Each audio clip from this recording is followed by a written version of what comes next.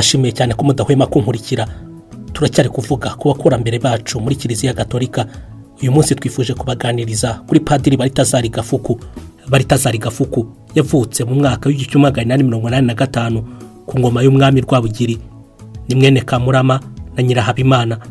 Yavukiye Inyange ya Zaza muri diocese ya Kibungo. Akiri muto yararwaye cyane, maze ababyeyi be baza gukeka ko yapfuye, maze bamujugunya mu gishanga.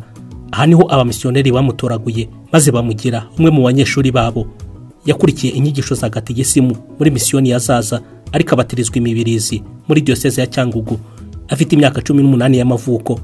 Yiragezaga Mutagatifu Balthazar, umwe mu bami batatu bagiye kureba umwana Yesu i Betelehemu mu mwaka w'1904, nibwo Musenyeri Yohani Yosefu Hiriti yimuriwe muri Vikariyati nshya Kivu yari huje u Rwanda, u Burundi n'igice kimwe cya Tanzania, ashyira icyicaro mu Rwanda, afata n'icyemezo cyo kugarura abaseminari b'Abanyarwanda iwabo. Abo baseminari bageze i Kabgayi mu 1913, maze bahahurira n'abari bamaze umwaka umwe Kansi mbere yo guhabwa ubudiyakoni.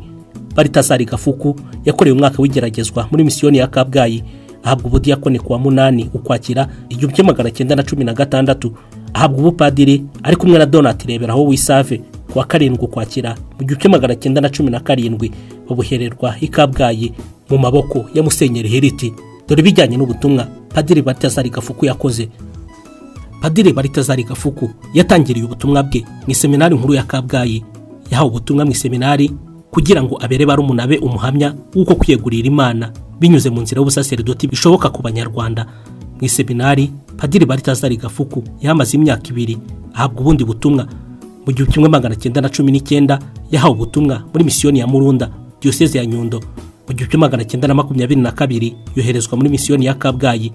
Mu 1925 yagarutse mu seminari nkuru nyuma yuko kugira urindo byanze.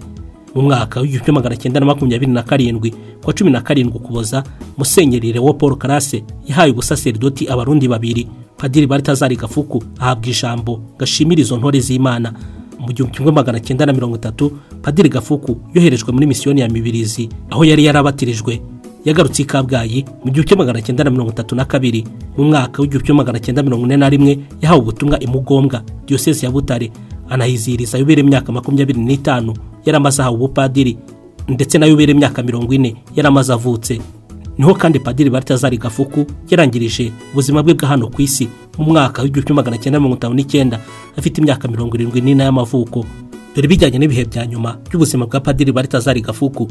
Kwa 15 Mata 1959, Padiri Gafuku Balthazar yakangutse adashobora kuvuga kubera ko yari yaviriye mu bwonko, no kubamuha isakramento ryo gusigwa kw'abarwayi. Bita bamujyana mu bitaro bya Sirida i Butare, ahamara amezi 2 yose ari muri koma, nubwo abaganga batayomaga kumwitaho.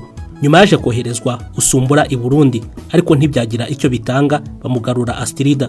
Yitaba Imana kwa 14 Kamena mu 1959 mu masaha ya saa 5 za mu gitondo. Yashyinguwe kwa 15 Kamena mu 1959 i Mugombwa. Imihango yo kumushyingura yobowe na Musenyeri Andrea Perode. Padiri Balthazar Gafuku yatabarutse u Rwanda rugeze ku basaserdoti 140 b'Abanyarwanda, barimo umwepiskopi wa mbere Musenyeri Aloysi Bigirumwami, nawe uvuka muri misiyoni ya Zaza. Padiri Balthazar Gafuku yabaye indahemuka mu butumwa bwe nk'umusaserdoti mu myaka 42 yamaze akorera Nyagasani. Yaranzwe n'urukundo rwa gishumba, kandi yarafite impano yo kuvura indwara.